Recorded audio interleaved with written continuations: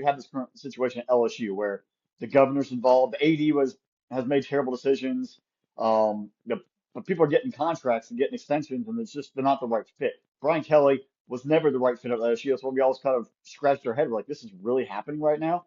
And it all boiled over.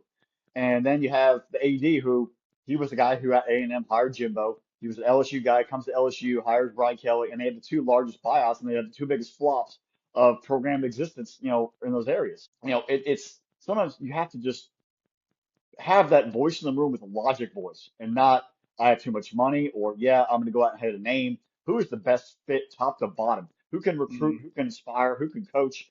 Who can put a staff together that all develops? Because you look at the Nick Saban years. Nick Saban's a great football coach, Yes. but his staffs were loaded with talent. The guys were up and comers who could recruit, could develop players, and be on the same page. Yeah, they're gonna have disagreements. There's gonna be, there's alpha dudes in that entire, coaching room, but they all come together to achieve the goal.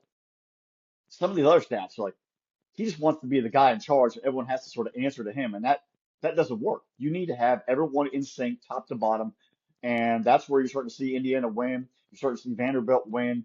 You're starting to see sustained success from Ohio State year over year with Brian Hartline there on staff and the defensive staff where they have turnovers. They have guys in the right room. Now, yes, like the larger schools, like the Alabamas, the Georgias, the Ohio States, the logo will recruit for you in a lot of Right. cases. But then making the difference of turning that five-star recruit who has been told they were fantastic their entire lives to playing at a higher level and playing part of the team, that right there takes coaching. That takes buying in, and not believing in the flash. You can also look at, hey, we go out and we hire Hugh Freeze at Auburn or Deion Sanders at Colorado. Both of those have been completely disastrous hires.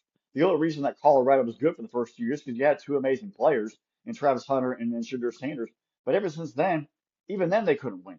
So it have to have a full buy-in of everybody being on the same page and being successful top to bottom and not just saying, well, this guy's going to bring me tons of money. The wins in the end are still what matters. Money is one thing, but victories matter on in the end. And if you don't win, you're going to be a victim of your own, a failure, and you're a victim of your own success or glorified fake success. So we are seeing a changing in the guard where you need to have everyone ready to play football every single week. Three losses probably puts you on ice. Two losses I think is acceptable, but it really depends on who you lose to as well and what Hmm. fashion. Yeah. And I think programs that we got so used to being in the top have failed to evolve with the changing landscape. And I think that's the number one problem at Clemson. I think Oh they're God. stuck in the past. They're stuck in the past.